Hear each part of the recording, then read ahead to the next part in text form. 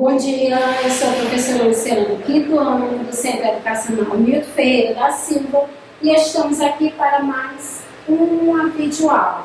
Hoje com a revisão de História, né? Iremos estar revisando alguns conteúdos que nós vimos no decorrer desses dias e que irão, ser avaliado o aprendizado nas nossas avaliações bimestrais. Nós iremos rever os seguintes conteúdos. As grandes navegações, os portugueses tomaram posse do Brasil e as expedições. Iremos começar com as grandes navegações. O que foi as grandes navegações? Qual foi a sua principal função, os seus objetivos? As grandes navegações foi a centralização do poder nas mãos do rei absoluto. Facilitou a busca de novas terras para a nobreza e de novas rotas comerciais para a burguesia. Mas você lembra porque era importante para o mundo europeu buscar novas rotas comerciais? Lembrando que as grandes navegações, elas surgiram principalmente devido que um propósito financeiro, Por que os europeus iriam buscar novas rotas comerciais? Para crescer, para desenvolver o seu comércio. E as rotas eram importantes por quê? Porque facilitavam eles virem ao Brasil, e assim negociar as nossas grandes riquezas. A seguir, as grandes navegações. Durante o século XV e XVI, os europeus, principalmente portugueses e espanhóis, lançaram-se nos oceanos Pacífico, Índico e Atlântico com dois objetivos principais. Primeiro, descobrir uma nova rota marítima para as Índias e encontrar novas terras. Este período ficou conhecido como a Era das Grandes Navegações e Descobrimentos Marítimos. Os seus principais objetivos. Os principais objetivos eram desenvolver o comércio entre a Europa e o Oriente, na Ásia, principalmente na região das Índias. Os produtos de maior valor comercial na época eram especiarias, pimentas, as sedas, tapetes, entre outros. Isso aqui ocorreu na época em que os portugueses chegaram aqui, que encontraram os índios, onde começou o escambo, onde começou as trocas de mercadorias. De todas as especiarias existentes no Oriente e cobiçadas pelos europeus, nenhuma era mais importante e mais valiosa do que a pimenta, hoje considerada mero condimento. A pimenta nos séculos XVI e XVII era artigo de fundamental importância na economia europeia. Como não havia condições de se alimentar o gado durante o rigoroso inverno da Europa, a quase totalidade dos rebanhos era abatida por volta do mês de novembro. A seguir, Portugal contou com uma quantidade significativa de investimentos de capital vindos da burguesia e também da nobreza, interessadas nos lucros que este negócio poderia gerar. A burguesia e a nobreza investiram neste propósito de Portugal, pensando em quê? No que poderiam lucrar depois. Não investiram por nada, investiram sabendo que o Brasil é um país riquíssimo, investiram sabendo de que iriam investir esse dinheiro e que iriam ter um retorno. Neste país também houve a preocupação com os estudos náuticos, estudos envolvendo a navios, pois os portugueses chegaram a criar até mesmo um centro de estudo, a Escola de Sagres, onde nessa escola eles estudavam tudo sobre navegações, questões de novas rotas, de novos instrumentos, planejamento das navegações. Navegar nos séculos XV e XVI era uma tarefa muito arriscada, principalmente quando se tratava de mares desconhecidos. Era muito comum o medo gerado pela falta de conhecimento e pela imaginação da época. Muitos acreditavam que o mar pudesse ser habitado por monstros, enquanto outros tinham a visão da terra como algo plano e, portanto, ao navegar para o fim, a caravela poderia cair num grande abismo. Por que era tão arriscado naquela época essas navegações? Porque eles não tinham toda a tecnologia que nós temos hoje, né? Alguns se resumiam só no uso da bússola. Então, era muito arriscado. Hoje não, hoje há um universo de tecnologias náuticas para que seja evitado acidentes. Dentro desse contexto, planejar a viagem era de extrema importância. Os europeus contavam com alguns instrumentos de navegação, como, por exemplo, a bússola, o astrolábio e a palestilha. Entre dois últimos, utilizavam a localização dos astros como pontos de referência. A seguir, também era necessário utilizar um meio de transporte rápido e resistente.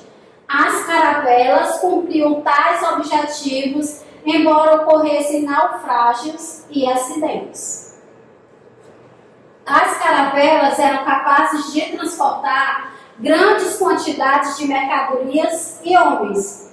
Numa navegação participavam marinheiros, soldados, padres, ajudantes, médicos e até mesmo um escrivão para anotar tudo o que acontecia durante as viagens. No ano de 1498, Portugal realiza uma das mais importantes navegações. É a chegada das caravelas, comandadas por Vasco da Gama às Índias. Navegando ao redor do continente africano, Vasco da Gama chegou ao poder de desfrutar de todos os benefícios do comércio direto com o Oriente. Ao retornar para Portugal, as caravelas portuguesas, carregadas de especiarias, renderam lucros fabulosos aos lusitanos, né? Eles retornaram a Portugal, levando todas as riquezas do nosso Brasil, né? O que nós tínhamos de mais precioso naquela época, onde eles obtiveram grandes lucros. Outro importante feito foi a chegada das caravelas de Cabral ao litoral brasileiro, em abril de 1500. Após fazer o reconhecimento da terra descoberta, Cabral continuou o percurso em direção às Índias. Em função destes acontecimentos, Portugal tornou-se a principal potência econômica da época. A seguir, quais eram os principais objetivos das grandes navegações?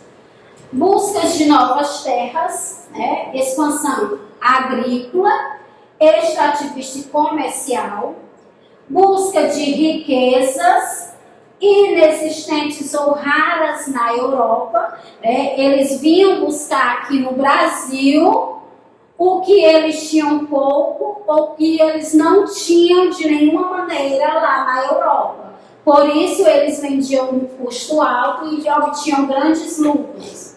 A burguesia queria conquistar novos mercados para investir seu capital. E a Igreja Católica, seu principal objetivo era catequizar os povos pagãos. Era levar o Evangelho, era levar a palavra de Deus as pessoas que ainda não o conheciam. A seguir, o Tratado de Tordesilhas. Que foi o Tratado de Tordesilhas? Qual foi a sua principal função? O Tratado de Tordesilhas, ele aconteceu em 7 de 6 de 1494, na Espanha. Foi um acordo, em que dividiu o mundo entre Portugal e Espanha.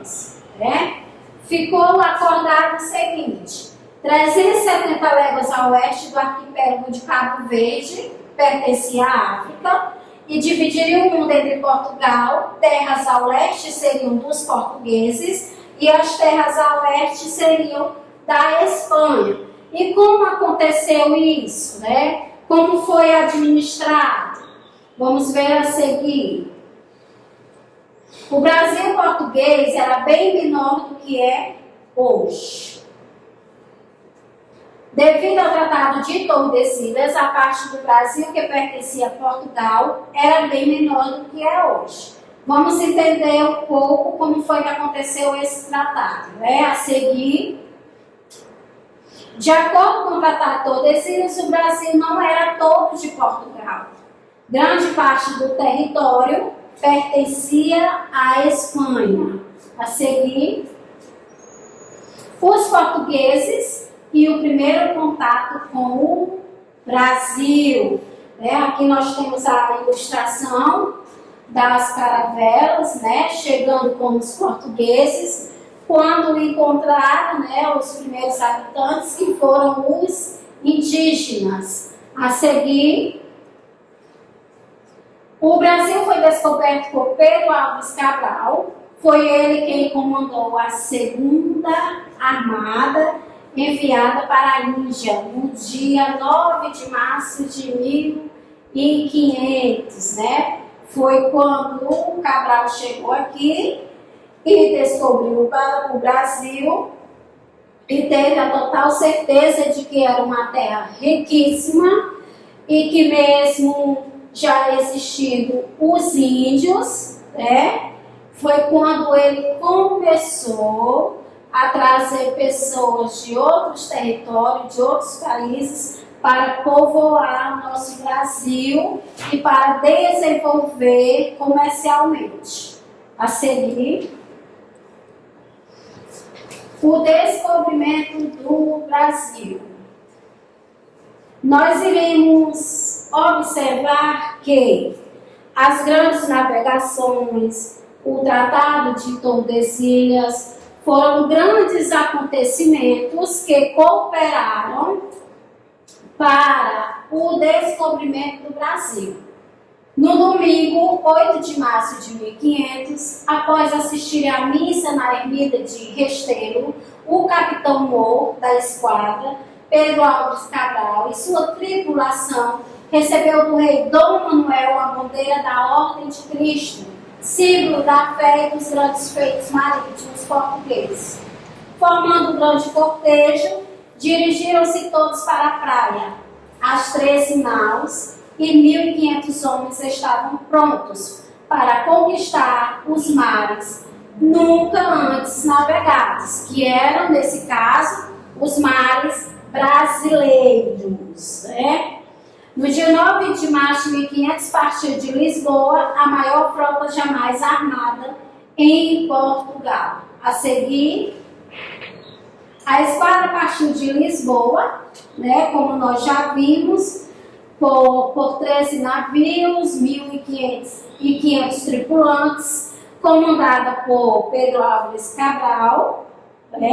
Também tinha como navegadores Bartolomeu Dias e Nicolau Coelho. Foi quando começou toda a história de exploração das riquezas do Brasil.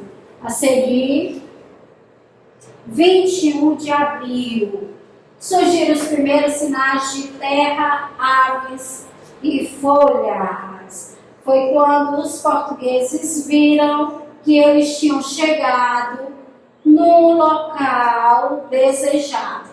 A seguir, 22 de abril, foi avistado um monte, que foi denominado Monte Pascual, porque era tempo de Páscoa. Estamos revisando aqui algumas das principais datas, dos principais acontecimentos até a descoberta do nosso Brasil.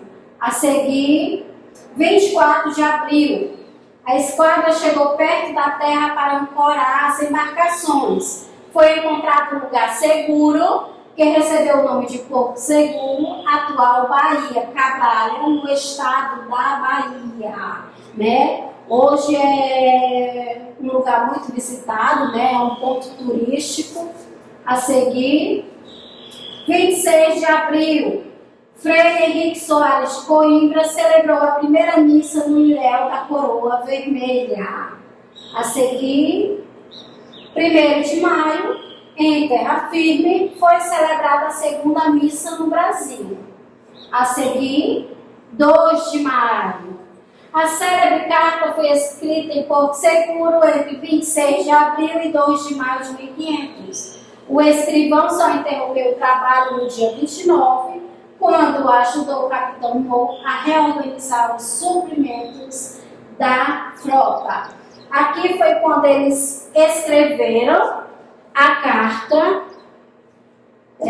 comunicando ao rei tudo que eles tinham descoberto sobre o Brasil, falando sobre as riquezas, falando sobre as principais características dos índios, e foi quando eles, deixaram o rei totalmente informado sobre essa terra grandiosa, essa terra riquíssima que é o nosso Brasil. A seguir, nós vamos rever alguns nomes que o nosso Brasil já teve, durante essas viagens, durante essas descobertas.